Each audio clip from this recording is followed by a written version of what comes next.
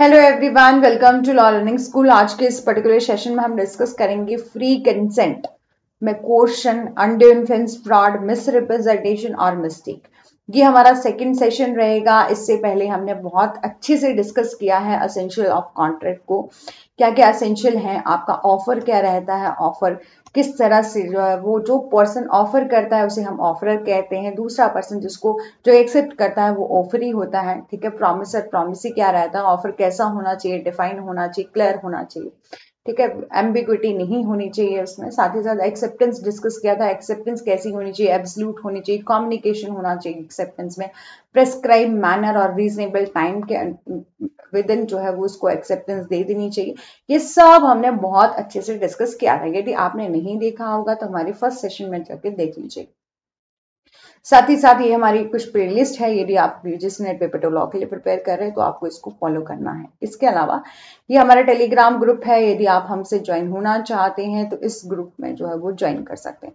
साथ ही साथ बात करते हैं फ्री कंसेंट, जो कि आज का हमारा टॉपिक रहेगा। तो यहाँ पर बोला है कि जो भी पार्टीज एंटर हो रही हैं एग्रीमेंट में, तो वो कैसी होनी चाहिए, फ्री कंसेंट के साथ जो है वो एग्रीमेंट में एंटर हो।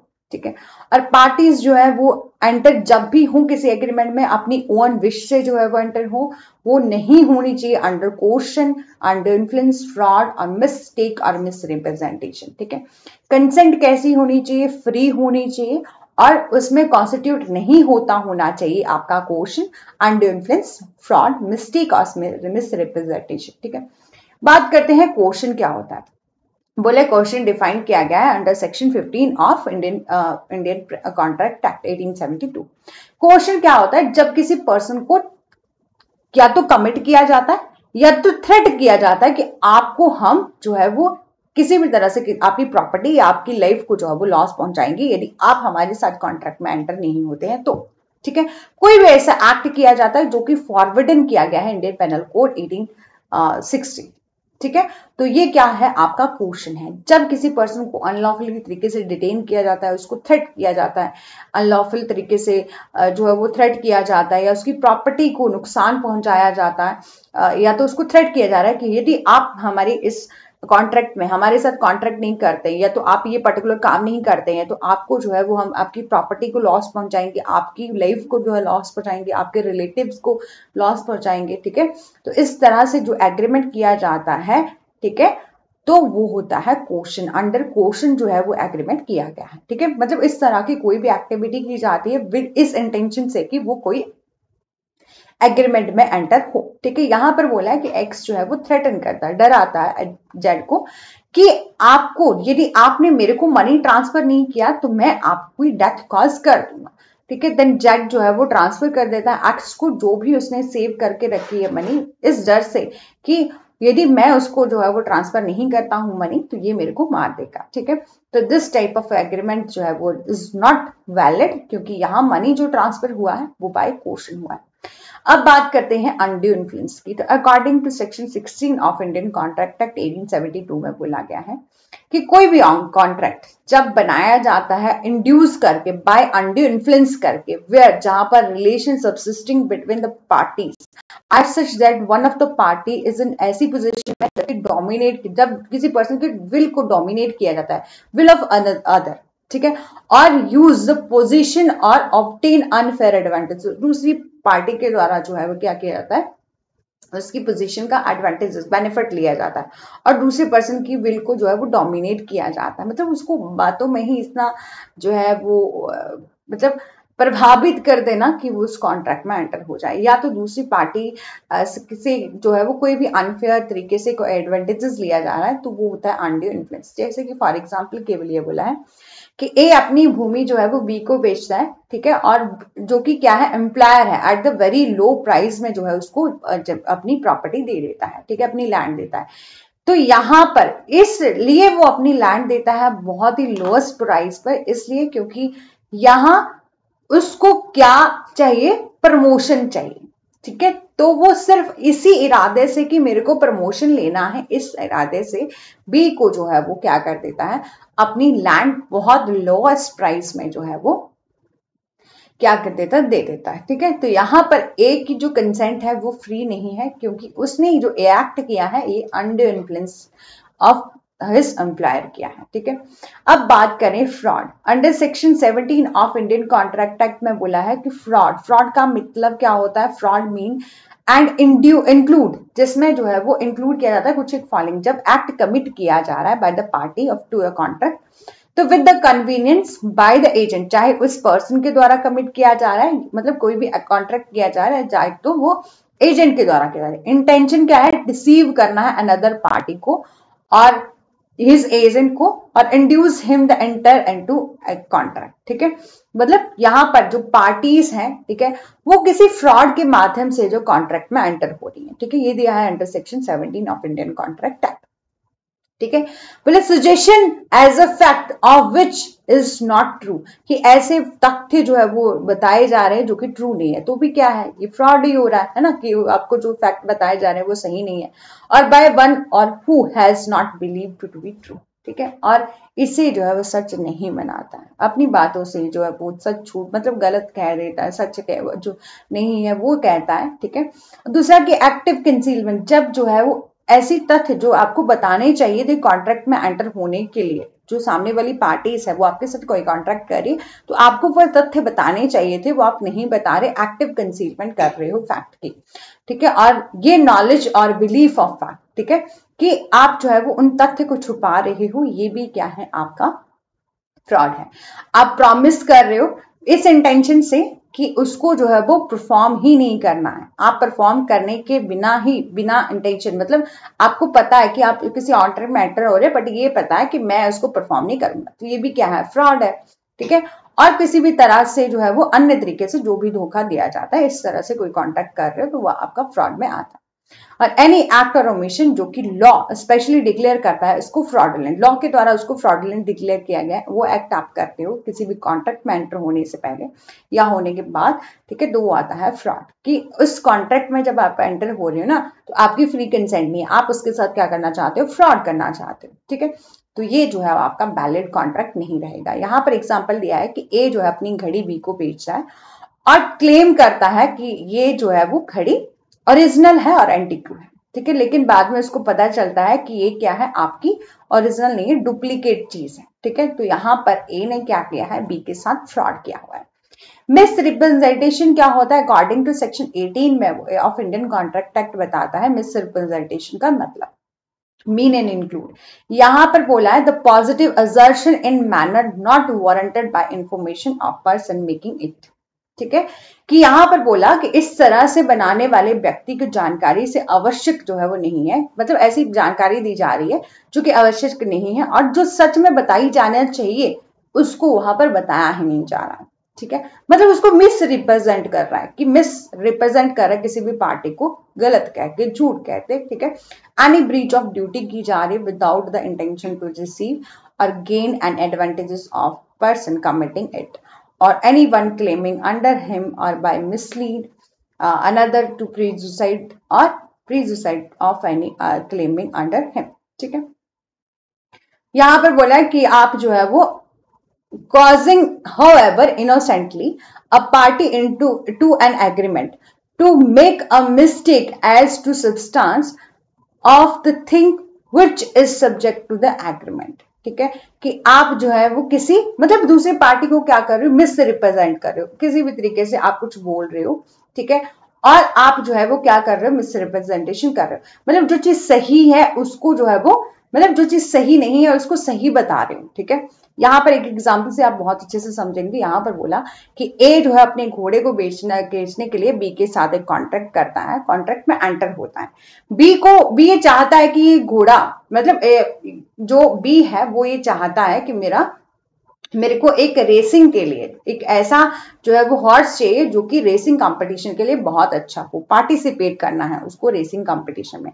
लेकिन ए जो है वो सेल कर देता है एक बीमार घोड़े को, और ये कहता है कि ये जो है वो बहुत ही आइडियल हॉर्स है यदि आप रेसिंग करना चाहते हो तो यहाँ पर जो ए है, ठीक है, उसने मिस रिप्रेजेंट किया है किसको, बी को। Later on he found that कि ये जो हॉर्स है वो सिक है और एक कैपेबल ही नहीं है रनिंग करने के लिए इन द कंपटीशन। तो ये क्या है, आपका मिस रिप्रेजेंटेशन है, इसलिए कॉन्ट्रैक्ट क्या हो जाएगा, आपका वॉइड हो जाएगा। बात करें मिस्टेक, तो यहां पर जैसे कि हमने देखा कि मिस रिप्रेजेंटेशन में क्या है, एक पार्टी को पता होता है कि मैं जो हूं, ठीक है, कि ये चीज जो है वो सही नहीं है, लेकिन वो उस चीज को सही बताने की कोशिश करता है, मिस रिप्रेजेंटेशन करता है। जब मिस्टेक में बात आती है तो मिस्टेक में जो है वो बोथ पार्टी ऑफ एग्रीमेंट जो है वो अंडर मिस्टेकन होती है, ठीक है, दोनों पार्टी को मिस्टेक हुई होती है। जैसे कि कोई पर्सन है जो कोई कॉन्ट्रैक्ट कर रहा है, ठीक है, और दूसरा पर्सन है, मतलब आपस में जो भी उनके बीच में कॉन्ट्रैक्ट हो रहा है, ना इसको पता है ना इसको पता है, ठीक है, दोनों ही पार्टी जो है वो under mistake as a matter of fact में होती है, जो कि एसेंशियल है आपका एग्रीमेंट में, ठीक है। मतलब दोनों पार्टीज को, बोथ पार्टीज को जो है मिस्टेक होती है। Mistake can be both unilateral भी हो सकती है और बायलेटरल, मतलब दोनों पार्टीज को भी हो सकती है मिस्टेकन, और आपकी एक पार्टी को भी मिस्टेक हो सकती है, ठीक है। फॉर एग्जाम्पल के लिए बोले एक्स एंटर करता है किसी भी एग्रीमेंट में वाई के साथ, ठीक है, कि उसे जो है वो अपना जर्मन शेफर को बेचने के लिए जो है वो बाई के साथ एक कॉन्ट्रैक्ट करता है। एट द टाइम एग्रीमेंट, जब एग्रीमेंट बनाया जा रहा है तो डॉग जो है वो ऑलरेडी डेड हो चुका है, लेकिन एक्स को और बाई को दोनों को ही पता नहीं है, दोनों ही अवेयर नहीं है कि इस तरह से उसकी डेथ हो चुकी है। तो ये कॉन्ट्रैक्ट क्या हो जाएगा, वॉइड हो जाएगा due to the mistake of fact, ठीक है। आज हमने डिस्कस किया है, ठीक है, कि लास्ट सेशन में हमने डिस्कस किया था ऑफर क्या होता है, एक्सेप्टेंस क्या होता है। जब ऑफर और एक्सेप्टेंस होता है तब ये बनता है प्रॉमिस, ठीक है। प्रॉमिस प्लस कंसिडरेशन होना चाहिए, सेक्शन 2D में जो है कंसिडरेशन दिया गया है ये होना चाहिए, तब जाके बनता है एग्रीमेंट। और agreement plus enforceability by law होगा, तब ये बनेगा आपका कॉन्ट्रैक्ट, ठीक है। फिर हमने कॉन्ट्रैक्ट देखा, फिर हमने देखा कि लॉफुल ऑब्जेक्ट होना चाहिए, लॉफुल कंसिडरेशन होनी चाहिए, पार्टी कैपेबल होनी चाहिए, कैपेसिटी होनी चाहिए पार्टीज की। साथ ही साथ हमने ये देखा कि कैपेसिटी के साथ फ्री कंसेंट होनी चाहिए, ठीक है, जो कि हम अभी डिस्कस कर रहे हैं, फ्री कंसेंट में क्या कुछ आता है, ठीक है। और फिर लीगल, आपकी लीगल रिक्वायरमेंट, लीगल फॉर्मेलिटी होनी चाहिए कि आप जो है वो प्रॉपर उस कॉन्ट्रैक्ट को जाएंगे किसी रजिस्टर्ड अथॉरिटी के पास रजिस्टर्ड कराएंगे, प्रॉपर विटनेस के सामने जो है उसको साइन करेंगे, उनसे भी साइन करवाएंगे, ठीक है। ये कुछ लीगल फॉर्मेलिटीज होती हैं। अब है, ठीक है, कि all contracts are agreement, because कि सारे के सारे कॉन्ट्रैक्ट जो है वो एग्रीमेंट होते हैं। क्यों? क्योंकि ऑल एग्रीमेंट, जब देखो कि सारे के सारे बोला कॉन्ट्रैक्ट जो है वो एग्रीमेंट होते हैं, ठीक है। एग्रीमेंट जो है वो सारे के सारे क्या होते हैं, आपके कॉन्ट्रैक्ट जो है वो एग्रीमेंट होते हैं। तो क्या हो गया, ठीक है, हमने क्या देखा कि ऑल कॉन्ट्रैक्ट जो है वो एग्रीमेंट होते हैं। तो एग्रीमेंट बने थे पहले, जब फिर उसके बाद एनफोर्सिबिलिटी हुई तभी तो वो कॉन्ट्रैक्ट बने ना, ठीक है। ऑल कॉन्ट्रैक्ट जो है वो एग्रीमेंट नहीं हो सकते, लेकिन ऑल कॉन्ट्रैक्ट एग्रीमेंट जो है वो आपके कॉन्ट्रैक्ट होते हैं, ठीक है। क्योंकि an agreement to become a contract, कि एग्रीमेंट जब कॉन्ट्रैक्ट बनता है तो ओनली यही होना चाहिए कि उसकी लीगल इन्फोर्सेबिलिटी होनी चाहिए लॉ के द्वारा, और जो भी कंडीशन ले डाउन करी गई है section 10 of Indian contract act में वो फुलफिल होती जानी चाहिए, ठीक है। तभी ये कॉन्ट्रैक्ट क्या बन जाएगा, डेफिनेटली एग्रीमेंट, जो भी जितने भी एग्रीमेंट है वो आपके कॉन्ट्रैक्ट बन जाएंगे। फिर है कि all agreement are not contract, क्योंकि सारे के सारे एग्रीमेंट कॉन्ट्रैक्ट कैसे हो सकते, ठीक है। सारे के सारे एग्रीमेंट जो है वो आपके कॉन्ट्रैक्ट नहीं होते, ठीक है। कैसे कि all agreement are not contract because all agreement जो है वो इन्फोर्सेबल बाय लॉ नहीं होते, इसलिए ऑल एग्रीमेंट जो है आपके कॉन्ट्रैक्ट नहीं होते, ठीक है। और ये बहुत नेसेसरी है कि एग्रीमेंट को कॉन्ट्रैक्ट बनाने के लिए जो सेक्शन 10 है उसकी पूरी की पूरी एसेंशियल कंडीशन जो है वो फुलफिल होनी चाहिए, लीगल इन्फोर्सेबिलिटी होनी चाहिए, तभी क्या बनेंगे, वो कॉन्ट्रैक्ट बनेंगे। बात करेंगे लैंडमार्क जजमेंट की, तो वॉल्फर वर्सेस वॉल्फर का केस था। यहां पर क्या हुआ था, मिस्टर वॉल्फर एंड मिसेस वॉल्फर कहां पर जाती हैं, इंग्लैंड में जाती हैं वेकेशन के लिए, छुट्टियों के लिए। वहां जाके क्या होता है, मिसेस वॉल्फर की तबीयत काफी ज्यादा खराब हो जाती है, तो डॉक्टर उसको एडवाइस करते हैं कि आप यहीं रहो, क्योंकि आपकी तबीयत के अकॉर्डिंग, जैसे कि आपकी हेल्थ इश्यूज हैं उनके अकॉर्डिंग श्रीलंका का जो है वो मौसम ठीक नहीं है। तो मिसेस वेलफेयर क्या करती हैं, वहीं रुक जाती हैं इंग्लैंड में, लेकिन मिस्टर वॉल्फेयर क्या आ जाते हैं, वापस आ जाते हैं श्रीलंका में अपने काम के लिए, ठीक है। तो यहां पर बाद में, ठीक है, जब वो वहां छोड़ के आए थे तो उन्होंने जो है उनसे प्रॉमिस किया था कि वो एवरी मंथ उन्हें 30 पाउंड जो है वो पर मंथ जो है वो उनको दिया करेंगे। बाद में ऐसा हुआ कि अब मिस्टर वेलफेयर जो है वो वापस आ गए, फिर कुछ टाइम तक उन्होंने पैसा देना स्टार्ट किया रहा, मतलब करते रहे, लेकिन उसके बाद जो है वो उन्होंने जो है वो पेमेंट करने से मना कर दिया, मतलब रिफ्यूज कर दिया, उसको नहीं दिया। तो मिसेस वेलफेयर कहां पर गई, कोर्ट में गई और इस यहाँ पर उनके खिलाफ जो है केस फाइल किया। तो कोर्ट ने ये हेल्ड किया कि आपने जो एग्रीमेंट किया था, हस्बैंड एंड वाइफ का जो एग्रीमेंट था वो प्योरली डोमेस्टिक इन नेचर था और आपकी वहां पर कोई इंटेंशन नहीं थी उस टाइम जब आप ये एग्रीमेंट बना रहे थे, उस टाइम कोई इंटेंशन नहीं थी कि आप क्रिएट करना चाहते हो लीगल रिलेशनशिप। इसलिए ये जो कॉन्ट्रैक्ट है was not enforceable by law, ठीक है, इसलिए आप इंटाइटल नहीं है क्लेम लेने के लिए। लक्ष्मण शुक्ला वर्सेस गौरी दत्त का केस था। यहां पर बहुत अच्छे से जानते हैं कि लक्ष्मण शुक्ला कौन था, आपका सर्वेंट था, और गौरी दत्त जो थे वो आप क्या थे, डिफेंडेंट थे, जो कि एक ऑनर थे, ठीक है। गौरी दत्त का नेफ्यू जो है वो गुम हो जाता है, मिस हो जाता है, और प्लेंटिफ जो कि उनके सर्वेंट थे वो जाते हैं उसको ढूंढने के लिए, ठीक है। लेकिन जब प्लेंटिफ चले जाते हैं, सर्च करने के लिए चले जाते हैं, उसके बाद जो डिफेंडेंट गौरी दत्त जो है, ऑनर जो है, वो क्या करते हैं, अनाउंसमेंट करते हैं कि कोई भी मेरे नेफ्यू को ढूंढ के लेके आएगा तो मैं उसको 501 जो है वो आपका रिवॉर्ड दूंगा, ठीक है, जो भी मेरे नेफ्यू को ढूंढ के लेके आया है, ठीक है।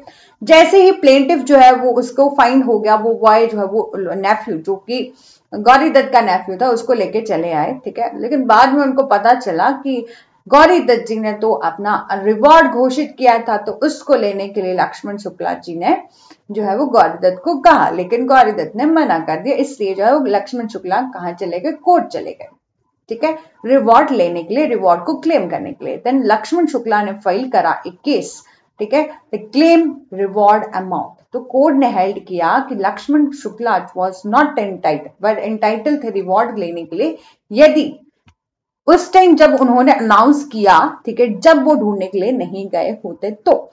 लेकिन यहां पर लक्ष्मण शुक्ला के बीच में और गौरी दत्त के बीच में कोई भी कॉन्ट्रैक्ट नहीं हुआ है, क्योंकि एक तो it was is a duty, क्योंकि एक तो वो सर्वेंट थे, उनकी ड्यूटी थी, ठीक है, उनके नाफियों को ढूंढ के लेके आना है, तो उनकी पहले तो ड्यूटी थी कि जो भी मिसिंग द चाइल्ड, ठीक है, पहले तो बोला एक नौकर के रूप में जो है, मतलब सर्वेंट होने के नाते जो है उसका कर्तव्य था। दूसरा, लक्ष्मण शुक्ला को उस टाइम, ठीक है, जब वो ढूंढने गए थे तब उसको नॉलेज नहीं था उस ऑफर के बारे में, ऑफर और कॉन्ट्रैक्ट के बारे में। तो यहां पर जब ऑफर ही नहीं हुआ था, अब वो पहले सुन के जाते ना, तो ऑटोमेटिकली जब हम इसको कंसीडर करते हैं कि ये जर्नल ऑफर है और उसको जो है वो क्लेम मिल जाता, ठीक है।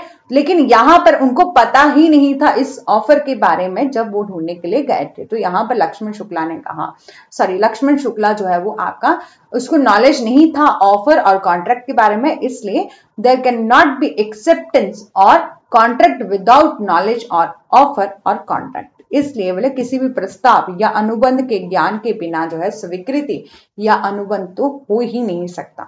कार्लेल versus carbolic smoke ball company का एक केस था। यहां पर था, एक कंपनी थी कार्बोलिक स्मॉल बॉल कंपनी, ठीक है। तो कार्बोलिक स्मोक बॉल कंपनी ने एक एडवर्टाइजमेंट जारी किया, स्मोक बॉल एक दवाई थी, मेडिसिन की थी, उसके लिए, और एक एडवर्टाइजमेंट जारी किया जिसमें उन्होंने लिखा कि उस टाइम ना क्या हुआ था कि जब ये केस आया था तो वहां पर इन्फ्लुएंजा नाम की बीमारी जो है वो फैली हुई थी, ठीक है। तो इस कंपनी ने एक एडवर्टाइजमेंट पब्लिश किया और ये कहा कि कोई भी इस स्मोक बॉल नाम की दवाई को जो है वो लेता है, ठीक है, तो उसको इन्फ्लुएंजा नहीं होगा जब इसको अकॉर्डिंग टू इंस्ट्रक्शन, जो भी प्रोडक्ट आप देखो कि कोई भी दवाई आप लेते हो तो वहां पर इंस्ट्रक्शन लिखी होती है ना, तो आप उस इंस्ट्रक्शन के अकॉर्डिंग उस प्रोडक्ट को जो है वो कंज्यूम करते हो, तो ठीक है। तो मिसेस कार्लेट को जो है वो उसने दवाई भी ली एज पर जो इंस्ट्रक्शन जो वहां पर लिखी थी उसके अकॉर्डिंग जो इसको कंज्यूम भी किया, ठीक है, यूज भी किया। लेकिन मिसेस कार्लेट को जो है वो इन्फ्लुएंजा हो गया, ठीक है। तो इस स्मोक बॉल के लेने के बाद भी, ठीक है, अकॉर्डिंग टू द इंस्ट्रक्शन उन्होंने जो है वो इस दवाई को लिया था। लेकिन मिसेस कार्लेट ने वहां पर केस फाइल कर दिया, ये क्लेम कर दिया कि वो रिवॉर्ड लेना चाहती है क्योंकि उन्होंने एडवर्टाइजमेंट दिया था कि यदि कोई पर्सन, ठीक है, यदि कोई पर्सन इस दवाई को कंज्यूम करता है तो एक तो उसको जो है इन्फ्लुएंजा नहीं होगा, यदि होगा तो हम उसे, यदि हो भी गया तो हम उसको जो है 100 पाउंड क्या देंगे, कंपनसेशन देंगे, ठीक है। तो रिवॉर्ड देंगे, मतलब जो भी उसको लॉस होगा उसके लिए जो है वो कंपनसेशन देंगे रिवॉर्ड के रूप में, ठीक है। तो यहां पर मिसेस कार्लिन ने केस फाइल किया क्लेम करने के लिए रिवॉर्ड अमाउंट को। तो कोर्ट ने हेल्ड किया कि व्हेन द पर्सन यदि फुलफिल कर देता है जो ऑफर की कंडीशन है, तो ऑटोमेटिक ही वहां पर एक्सेप्टेंस हो जाती है। तो यहां पर कोई नीड नहीं रहती कम्युनिकेट करने की acceptance in the contract of the general nature, क्योंकि आपने जो कॉन्ट्रैक्ट किया था, आपने जो ऑफर किया था, ठीक है, तो वो क्या था, आपका जनरल ऑफर था। जब हमने लास्ट सेशन में देखा था कि ऑफर किस किस तरह का होता है, ऑफर होता है जनरल होता है, स्पेसिफिक होता है, इन्विटेशन टू ऑफर होता है। जनरल ऑफर में क्या होता है कि आप ऑफर कर रहे हो इंटायर सोसाइटी या बर्ड एट लार्ज के लिए। तो ये आपकी जो कंपनी के द्वारा एडवर्टाइजमेंट निकाली गई थी, ये एक जनरल नेचर का ऑफर था, और इसके लिए जिस भी पर्सन ने उसको अंडरस्टैंड किया, उसने उस ऑफर की रिक्वायरमेंट को फुलफिल किया, उसकी ऑफर की कंडीशन को फुलफिल किया, तो वहां पर ऑटोमेटिक ही एक्सेप्टेंस जो है वो होगी। इसके लिए no need to communicate the acceptance in a contract of general nature, ठीक है। The acceptance of general offer is given by the conduct, ये बाय कंडक्ट ही जो है वो एक्सेप्टेंस होगी। तो यहाँ पर कोर्ट ने हेल्ड किया कि कार्लेर जो है वो उसने एक्सेप्ट कर लिया था ऑफर को bye consuming the smoke ball. जब उसने कंज्यूम किया इस दवाई को, स्मोक बॉल को कंज्यूम किया, तो वहां पर जो है वो ऑलरेडी वहां एक्सेप्टेंस हो गई एज प्रिस्क्राइब, इसलिए वो एंटाइटल है रिवॉर्ड लेने के लिए, ठीक है।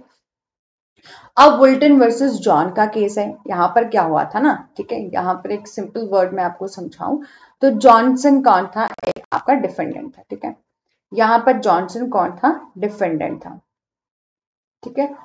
और जो ब्रॉक, ठीक है, ये ब्रॉक क्लेहर्स जो था, ठीक है, ये एक ऐसा पर्सन था जो कि ऑनर था किसी शॉप का, ठीक है। और ऑन द सेम डे जो है वो क्या कर देता है, ये अपनी दुकान जो है वो किसको बेच देता है, वोल्टन को बेच देता है, ठीक है। अब जब इस वोल्टन को ये जो शॉप उसने बेच दी, ठीक है, तो वहां पर जो जॉनसन है, ठीक है, जो डिफेंडेंट था, ठीक है, उसने क्या किया, ठीक है, कि बोल्टन जो है वो डिलीवर कर देता है गुड्स को टू द जॉन, और ये इन्फॉर्म किए बिना, यहां पर जो जॉनसन है यानी कि डिफेंडेंट जो है, ये कुछ एक ऑर्डर करता है बोल्टन को, और ये कहता है कि मेरे को ये पर्टिकुलर सामान जो है वो चाहिए। वोल्टन उसको ये नहीं बोलता है, ये बताता ही नहीं है कि जिस शॉप का, जो नाम का आपने एड्रेस भेजा है, ये ब्लॉक हर्स्ट का, ठीक है, इसने जो है वो शॉप मेरे को दे दी है, मेरे को बेच दी है, ठीक है, इसलिए जो है मैं इसका ऑनर हूं। उसने ये नहीं बताया और वैसे ही उसको जो है वो गुड्स की डिलीवरी कर दी, ठीक है, डिलीवर कर दिया गुड्स टू द जॉनसन, बिना इन्फॉर्म किए कि उस शॉप का ऑनर जो हूं मैं बन गया हूं। यहां पर डिफेंडेंट है, उसके बाद जब पेमेंट लेने की बारी आई तो डिफेंडेंट जो जॉनसन था, ठीक है, जॉन्स था, सॉरी, ठीक है, जॉन्स था, उसने जो है वो आपका रिफ्यूज कर दिया पेमेंट देने के लिए।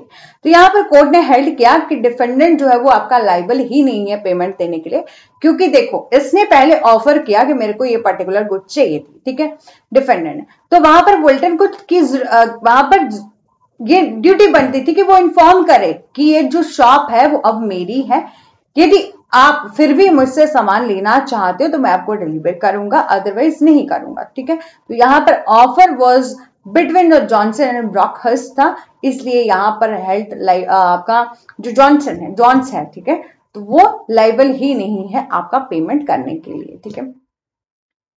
फिर चिनैया वर्सेस रमैया का केस है। ये थोड़ा सा ऐसे ही केस था कि चिनैया, ये दो लेडीज थी, ठीक है, और एक लेडी क्या करती है, अपने सिस्टर को जो है वो लैंड देती है, पोर्शन ऑफ लैंड देती है, और सिस्टर जो है आगे अपनी लड़कियों को जो है वो दे देती है प्रॉपर्टी। तो वो एक अपनी डॉटर को जो है वो गिफ्ट करती है लैंड, और ये बोलती है कि आप अपनी सिस्टर को हर मंथ जो है वो 653 रुपीज जो है वो देते रहना, ठीक है, 653 रुपीज कर दीजिए यहाँ पर। फिर क्या हुआ कि उसने कुछ टाइम तक जो है वो 1 ईयर तक जो उसने 1 ईयर तक जो है वो आप क्या करना कि हर साल आप उसको 650 रुपीज देते रहना। उसके बाद क्या हो गया कि उसने रिफ्यूज कर दिया, ये जो फर्स्ट जो लैंड जिसको भी गिफ्ट करा था, ठीक है, उसने रिफ्यूज कर दिया, जो पेमेंट उसको करना था ईयरली, ठीक है, उसको देने से जो वो मना कर दिया। तो सिस्टर ने फाइल किया केस, क्लेम द अमाउंट। तो यहां पर कोर्ट ने हेल्ड किया कि जब आपने रिसीव किया था, जो प्रॉपर्टी आपने रिसीव करी थी वो इसी इरादे से करी थी, उस टाइम यही एग्रीमेंट हुआ था कि आप हर ईयर एवरी ईयर जो है वो एनुअली अपनी सिस्टर को 653 रुपीज जो है वो देंगे, इसलिए यहाँ पर सिस्टर जो है वो एंटाइटल है कंसिडरेशन रिसीव करने के लिए। और इसी के साथ ये हमारा सेशन था बिल्कुल छोटा सा, और यदि आप हमारे साथ इस ग्रुप्स में जुड़ना चाहते हैं तो इसका लिंक वीडियो के डिस्क्रिप्शन बॉक्स में दिया गया है। Thank you so much, do like share and subscribe, press the bell icon for further notification. Next session में हम डिस्कस करेंगे ई कॉन्ट्रैक्ट्स, ठीक है। Thank you so much, do like share and subscribe, press the bell icon for further notification.